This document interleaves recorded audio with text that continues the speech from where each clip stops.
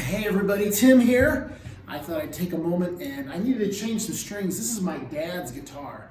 And so I thought I would change the strings, and the strings are kind of old and the fretboard's a little dirty. So what I thought I would do is just take a moment to share the process I do with cleaning off the residue and whatnot from, dirt, oil, sweat, things that when you mix those with the guitar, they get to kind of grimy in the strings. Now, when is the time to change strings is a good question. You hear how thuddy and duddy that sounds? It sounds like someone talking with their hand over their mouth. That's usually a good sign when it's time to change the strings. So what I'm gonna do is I'm gonna take the strings off using a string winder. Now you can do the old-fashioned natural way, but this is a little faster. You can get any one of these guys. This is a string winder. You can get one of these for about $2 at any music store. And it just kind of speeds the process up a little bit. Okay? So what I'll do is I will take all of these off. This shouldn't take too terribly long. I might need to speed up the film. I finally know how to do that, right? So you might have a guitar like this somewhere at home. Maybe it's your uncle's guitar that's been sitting in the closet or underneath the bed for a really long time, and you'd like to try playing. But it's important to know the first thing you want to do is have a guitar that's playable, and having nice strings on it is an essential thing. Now what happened is whoever put this last string on, they put it on backwards. So we're going to discuss that as well.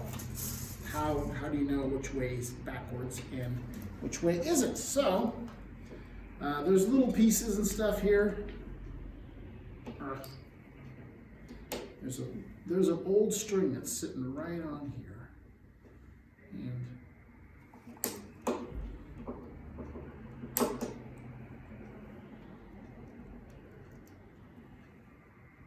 bear with me, this is fascinating. But it is important to get all these strings off.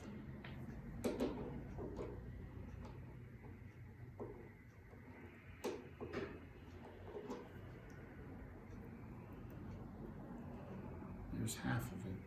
I'm sure the other half will just come out. Okay, so what we're going to do is we are going to take our string winder. Every string winder has this little groove right in the back there. You kind of see that? And that's to help take the bridge pins out. You don't want to use a screwdriver because that will just kind of destroy and mar the bridge pins. And so we're going to take this little guy, we're going to scoop it out underneath, right? Gently. We don't want to break anything. So there is your bridge pin. So I'm going to take all the strings off. I'm just going to put the bridge pins right back where they are. I should actually be doing this on a bench. And usually what I'll do is I'll just tape all these together. But I thought I would make this quick video to show you. So I don't want to delay any longer by waiting for a time that's more appropriate. So anyways, your guitar is going to have a lot of dust and grime and grit. So I'm just going to take a towel and wipe all that off, right? That's the first idea, is just the general, I'm just going to do the general dust. What we're going to do today is we are going to give this thing a once over with all of the different chemicals that I use to clean off the guitar. The first one I'm going to start off with is naphtha. Now naphtha is basically just lighter fluid. And we use this as our first step to get some of this grit and stuff off, because if we use water, water will actually cause the wood to expand, and we don't necessarily want that. So this is naphtha. This is just, like I said, lighter fluid. And It has a unique smell. Before I do that, actually, I shouldn't be doing that first. Doing that is fine. But what I want to do first is I have, this is steel wool. This is 4 zeros, so 0, 0, 0, 0. All right, that's like the phone number on TV, right? 555-00. So anyways, this is 4/0 steel wool, and I'm going to rub this along each fret and the fretboard itself. This particular fretboard has been well loved. Translation, it's dirty. So what I'm going to do is I'm going to take this and polish every single fret, and then I'm just going to run it up and down the length of the grain to get some of the sweat and the dirt and the grime and the gunk and all that funky stuff that's on the actual fretboard.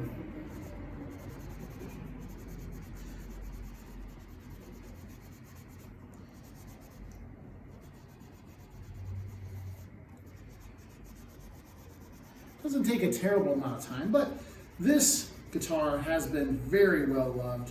It's been played tons of times. You can just tell those fingerboards that have all the grime and the grit from the sweating, from all the shows and the bars and all of the campfires and all those things where you're exposed to different elements, whether it's sweat or outdoor elements, soot.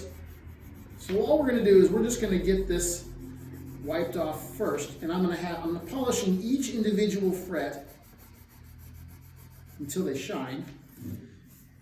Reason for that is then it makes it a little more playable, a little nicer, and then we go for the naphtha. I had to get the deep grime off first before I could use the lighter fluid.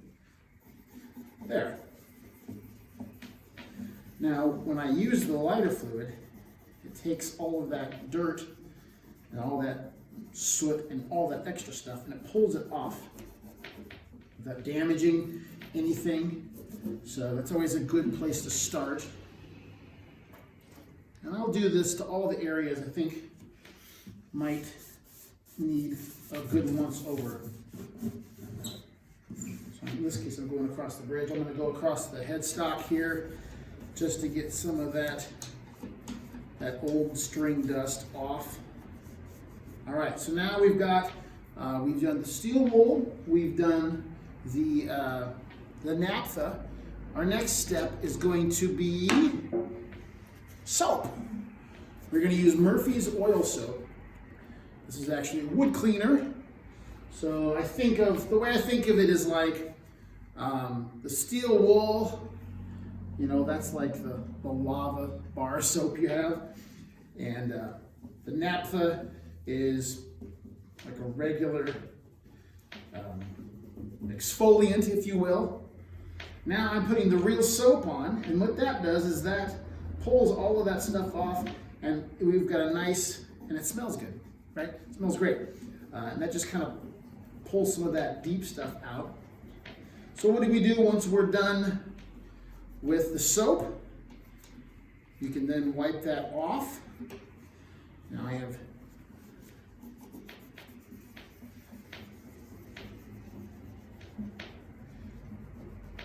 like I said, it doesn't take very long. We're already done with soap, right? So the last thing we're going to do on this particular guitar for conditioning the fretboard is oil. Now, let's wipe that down. Now what I have here is refined linseed oil. Now you can find the Murphy soap and the naphtha at any, any hardware store, right? This naphtha I actually found at an art supply store, and it's think of it as like you would lotion or oil. So now what we're doing is we're moisturizing the fretboard. Okay, this has a very unique smell. It smells wonderful. It's unique, but it's definitely an enjoyable smell. It's very light and woodsy. But if you saw what we had before, now this fingerboard is just shining like a new dime. because it's been cleaned off, it's been exfoliated, right? It's gone through a thing of soap and now some oil. We'll do a mani and a pedi later. No. But we got all that cleaned off, all right? Take a look at that. There's a little additional grime there that we can get some of the residue from our corner of the cloth with the soap on it. Okay. As you can see, I'm not too terribly precise with which cloth I use. I don't have 10 cloth diapers to work with. This is just an old rag I'm using, so it's not life or death, but that's what we've got for the cleaning and conditioning of the fingerboard. Now, from now on, we're just going to do a regular restring. Now that we got the strings off, pull the strings off here, and I have got to be cooking. Let's see. We've got strings that have each different ball has a different thickness. So what we're going to do is we're going to quickly do this. All right, they come a little wrapped in two. So what I'm going to do is I'm going to quickly pull the pin out, right, and I'm going to stick the string inside, and there's a little groove in the center there that you want to have that facing the string. Push that in, pull that up, and then I will take this string and thread it through. I want to leave a little bit of slack because I want to have enough to wind around the post. And I want to make sure that when I'm stringing it, I'm winding it, that I'm winding with the string on the inside of the headstock. I'll show you what I mean. The first time I go through, I'm going to have my string go underneath my loose string. I'm going to have it go underneath the string we're doing. So that's the first time it goes through. And then the second time, once it's up, I'm going to kind of kink it up and have it aimed towards the ground. And what that does is that allows it to create a decent arc right there so that the guitar string can maintain a good pitch. All right, so that's the first one. String number 6. This is string number 5. I'm going to drop that in there. As you can see, I have the string moving on the inside. All right, the reason for that is that helps the trajectory of every string. You don't want them coming in on the outside because they bump into other strings if you do that. So the top 3 by your head will be tuned counterclockwise, whereas the ones by your toes, it's clockwise. They're all reversed because there are 3 on each side. All right, so the next one, we have the next pair, right? We're going to do black, then green. I have to hurry because I have a lesson coming in about 5 minutes, so I got to wrap this up. We're almost done. Hang in there. You're doing great. All right? So, once again, leaving a little bit of slack. I mostly wanted to show you the supplies I used for cleaning and conditioning the fretboard. There are probably hundreds of other videos that explain how to change strings a little bit more in depth. This is a quick overview, but it doesn't mean it doesn't have value. I was afraid of that. What happens here when you drop a pick into your guitar, right? I usually tell my students there is a way to get these picks out, and I usually can get it done in 3 tries. I'm going to sit here like an idiot, doing the old dance.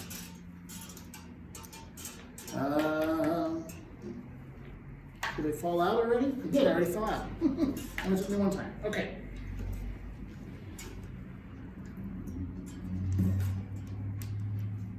So now we're on the other strings towards the bottom. We're still wanting to make sure the strings are being tuned the right direction. So in this particular way, we want the string, the bulk of the string on the inside, all right? Now I have A little bit of slack. First time, the string I'm holding goes on top. The string that passes goes underneath the first pass.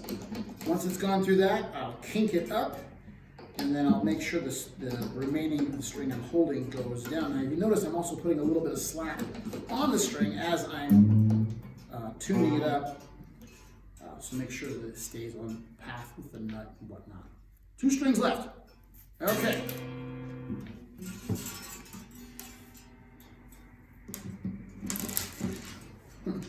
Butterfingers. All right. I'm just going to put these 2 in right now.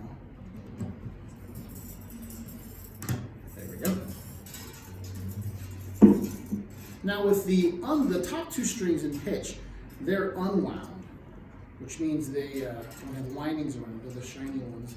And these, I won't need as much slack, just based on the thickness of the string. This is definitely a trial and error type of thing when learning how much slack do I leave. So right now what I'm doing is I'm basically just getting the strings on the guitar. And here is my next student. So I will tune this up to pitch. I will cut the strings off, and then we will be ready to go.